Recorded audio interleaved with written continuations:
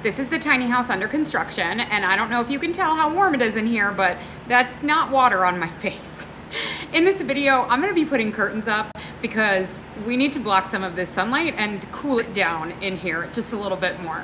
In this video, I'm gonna show you what comes in the package, give you an up-close look of the curtains, and give you my honest opinion. The seller did send this to us in exchange for a video. However, all of the views and opinions in this video are my own. Now you might be thinking, the house isn't even done, there's not even drywall, why are you hanging curtains? I'm telling you, it is Florida sun, and this is gonna help. This is gonna help keep the heat out of here while we are finishing everything inside.